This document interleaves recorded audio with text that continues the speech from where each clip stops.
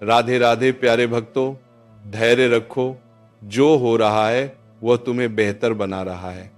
क्या तुमने कभी वह क्षण जिया है जब सब कुछ रुका हुआ लगा, जब मेहनत तो पूरी थी पर परिणाम नजर नहीं आया, जब तुमने हर संभव प्रयास किया फिर भी लगा कि जीवन तुम्हारे साथ नहीं चल रहा, और उस क्षण में मन ने पूछा आखिर मुझे इतना संघर्ष क्यों करना पड़ रहा है?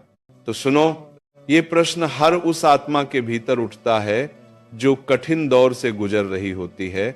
और आज हम एक गहरा सत्य समझेंगे, जो कुछ भी अभी तुम्हारे साथ हो रहा है, चाहे वह कितना भी कठिन क्यों ना लगे, वह तुम्हें तोड़ने के लिए नहीं, तुम्हें गढ़ने के लिए हो रहा है। धैर्य वह कुंजी है जो इस सत्य को समझने में तुम्हारी सहायता करती है। आज हम 10 चरणों में इस धैर्य की गहराई को समझेंगे। पहला चरण जो अभी अधूरा दिखता है, वो अभी अपने निर्माण के दौर में है। जब कोई भवन बन रहा होता है, तब बीच की अवस्था में वो अस्त व्यवस्थित टूटा फूटा दिखता है। मिट्टी बिखरी होती है, ईंटें अस्त व्यस्त पड़ी होती हैं। पर वही भवन जब पूर्ण होता है तो उसकी भव्यता देखते ही बनती है। तुम्हारा जीवन भी अभी उसी निर्माण के दौर में है। जो अस्त व्यस्त दिख रहा है वो अंतिम स्वरूप नहीं है, वो केवल निर्माण की प्रक्रिया है। दूसरा चरण कठिनाई शक्ति देने के लिए आती है, कमजोर करने के लिए नहीं। एक मांसपेशी तभी मजबूत होती है जब उसे भार सहना पड़ता है। बिना भार के मांसपेशी कभी सशक्त नहीं होती। उसी प्रकार तुम्हारी आत्मा भी तभी सशक्त होती है जब उसे कठिनाई का भार सहना पड़ता है। यह भार तुम्हें तोड़ने नहीं, तुम्हें सशक्त करने आया है। तीसरा चरण जो समय अभी कठिन लग रहा है, वह भविष्य में तुम्हारी सबसे बड़ी शक्ति बनेगा।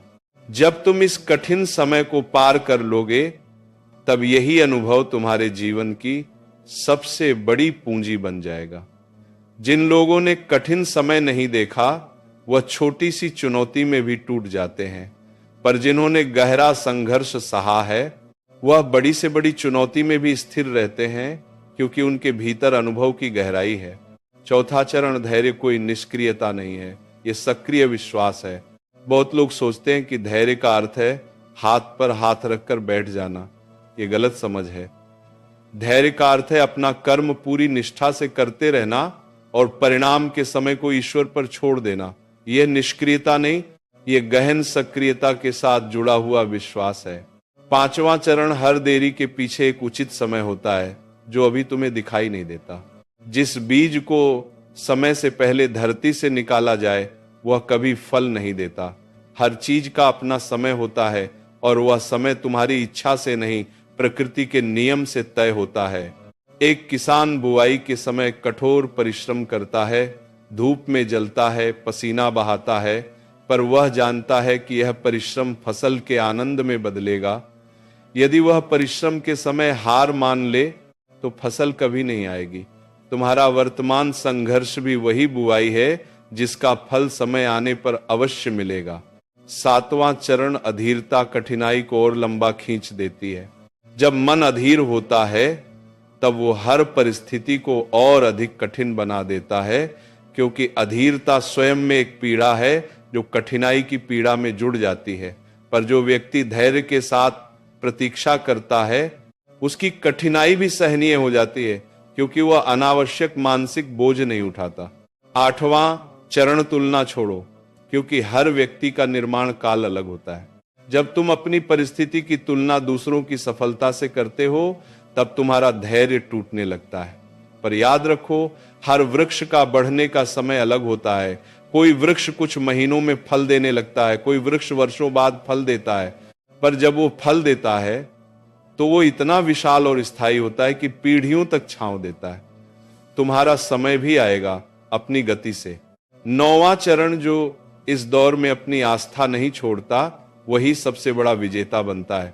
कठिन समय में सबसे बड़ी परीक्षा यह नहीं है कि तुम कितना संघर्ष सह सकते हो, बल्कि यह है कि तुम अपनी आस्था कितनी देर तक बनाए रख सकते हो। जो व्यक्ति संघर्ष के बीच भी ईश्वर पर विश्वास नहीं छोड़ता, उसका फल 2 गुना होकर लौटता है, क्योंकि उसने न केवल संघर्ष सहा, बल्कि अपनी आस्था भी सुरक्षित रखी। 10वां चरण जब तुम पीछे मुड़कर देखोगे, तब समझोगे कि हर कठिनाई एक वरदान थी। ये अंतिम और सबसे सुंदर सत्य है। जब तुम इस कठिन दौर को पार कर लोगे और वर्षों बाद पीछे मुड़कर देखोगे, तब तुम्हें समझ आएगा कि जिस कठिनाई से तुम आज गुजर रहे हो वही तुम्हें वह व्यक्ति बना रही थी जो तुम आज नहीं पर भविष्य में बनोगे। तब तुम उस कठिनाई के लिए भी आभारी हो जाओगे, क्योंकि उसने ही तुम्हें निखारा था। अब इन 10 चरणों को हृदय में उतार लो। पहला, अधूरा दिखना निर्माण का हिस्सा है। दूसरा, कठिनाई शक्ति देने आती है, तोड़ने नहीं। तीसरा, आज का संघर्ष कल की सबसे बड़ी शक्ति बनेगा। चौथा, धैर्य निष्क्रियता नहीं, सक्रिय विश्वास है। पांचवा, हर देरी के पीछे एक उचित समय छिपा है। छठा, आज का कष्ट भविष्य के आनंद की नींव है। सातवां, अधीरता कठिनाई को और बढ़ा देती है। आठवां, तुलना छोड़ो, हर व्यक्ति का समय अलग है। नौवां, जो आस्था नहीं छोड़ता वही सच्चा विजेता है। 10वां, पीछे मुड़कर हर कठिनाई वरदान लगेगी। तो आज से यह अभ्यास करो, जब भी जीवन में कोई कठिन क्षण आए, स्वयं से यह मत पूछो कि यह मेरे साथ ही क्यों हो रहा है, बल्कि यह पूछो यह परिस्थिति मुझे क्या सिखाना चाहती है, मुझे किस दिशा में गढ़ना चाहती है। यह प्रश्न ही तुम्हारे धैर्य को मजबूत करेगा। याद रखो, कोई भी महान वस्तु बिना समय और बिना कष्ट के नहीं बनती। हीरा बिना दबाव के नहीं चमकता, सोना बिना आग के शुद्ध नहीं होता, और मनुष्य बिना संघर्ष के परिपक्व नहीं होता। तुम भी उसी प्रक्रिया से गुजर रहे हो, और जो प्रभु तुम्हें इस अग्नि से गुजार रहे हैं वही तुम्हें उस पार भी ले जाने वाले हैं। धैर्य रखो, जो हो रहा है वह तुम्हें तोड़ नहीं रहा, वह तुम्हें बेहतर बना रहा है। राधे राधे।